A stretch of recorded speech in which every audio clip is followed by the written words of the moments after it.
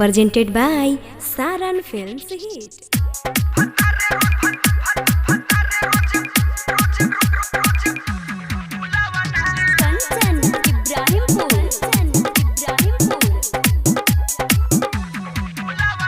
Mix by Upendra उजाला।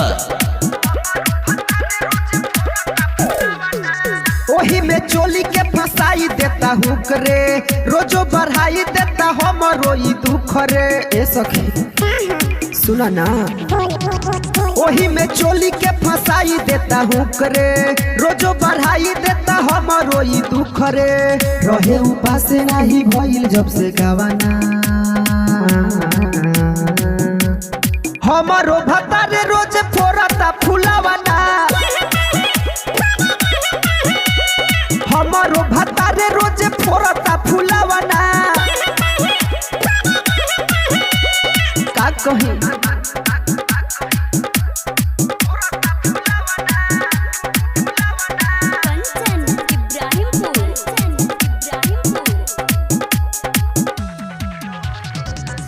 रहेला सटल जैसे चीनिया बेदाम रे, कहबहू न करे कवनो घरवा के काम रे।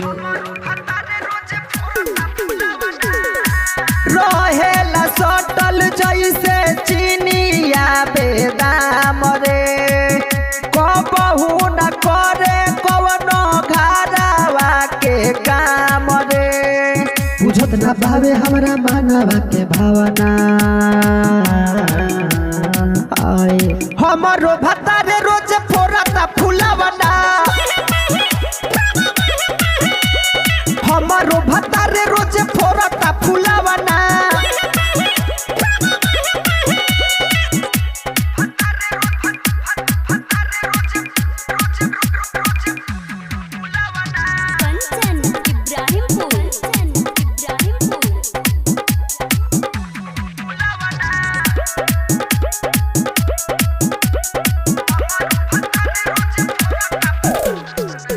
कबहू न करेला अपना मिजाज के, काम काज के बावे नहीं दुश्मन बावे अनाज के।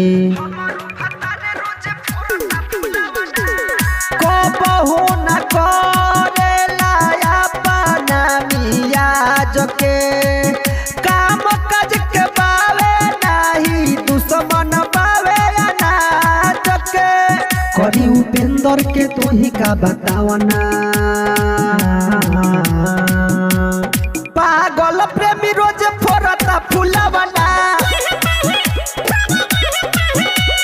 सखी रे भतार मोरा फोड़ता फुलावना। Presented by Saran Films Hit.